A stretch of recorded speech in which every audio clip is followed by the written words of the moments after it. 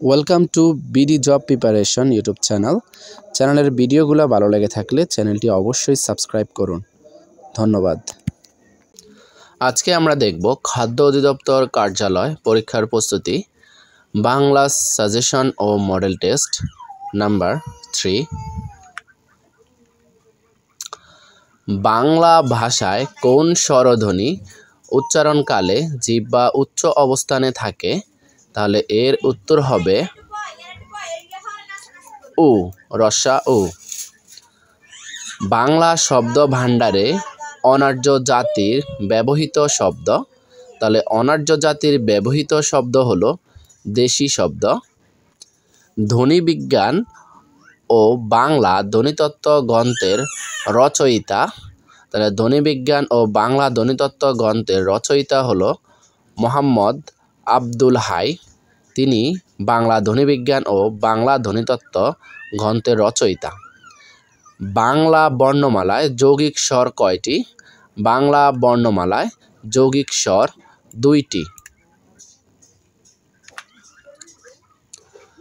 যোগরূঢ় শব্দ কোনটি?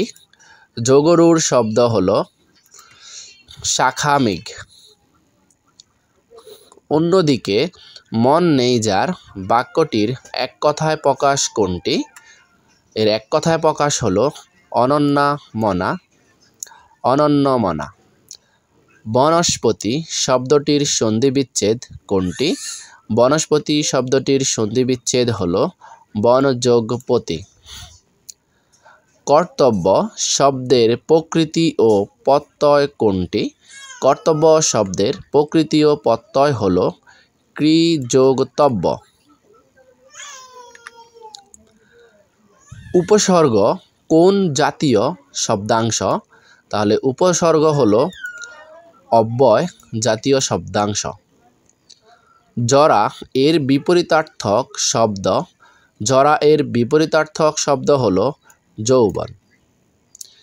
ব্যায়ামে শরীর ভালো থাকে বাক্যে নিম্নরেখা শব্দটি কোন কারকে কোন বিভক্তি?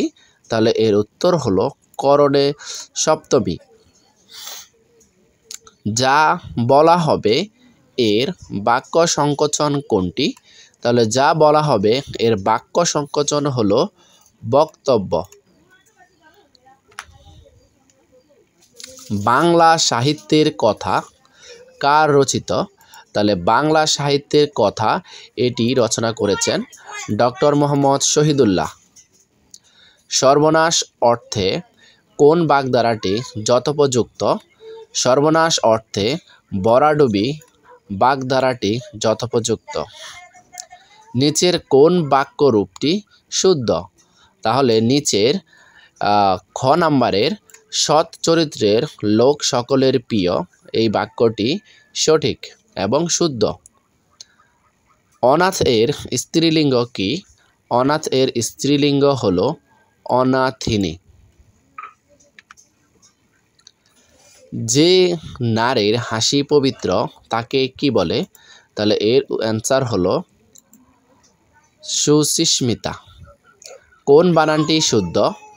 এখানে আমরা যদি দেখি তাহলে উপর্যুক্ত বানানটি শুদ্ধ। অনুবাদ কত প্রকার? অনুবাদ 2 প্রকার।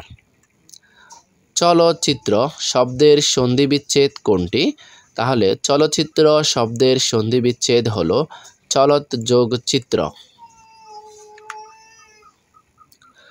সন্ধির প্রধান সুবিধা কি? সন্ধির প্রধান সুবিধা হলো উচ্চারণের সুবিধা। কোন বানানটি খাঁটি সত্য বিধানের উদাহরণ? তাহলে এখানে উত্তর হবে স্পষ্ট। এই বানানটি খাঁটি সত্য বিধানের উদাহরণ। স্বরভক্তির অপর নাম কি? স্বরভক্তির অপর নাম হলো বিপ্রকর্ষ।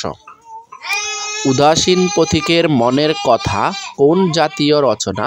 তাহলে এটি একটি আত্মজৈবনিক উপন্যাস।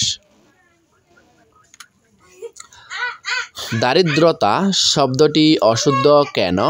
তাহলে দারিদ্রতা শব্দটি অশুদ্ধ হলো প্রত্যয়জনিত কারণে। Thank you for watching this video.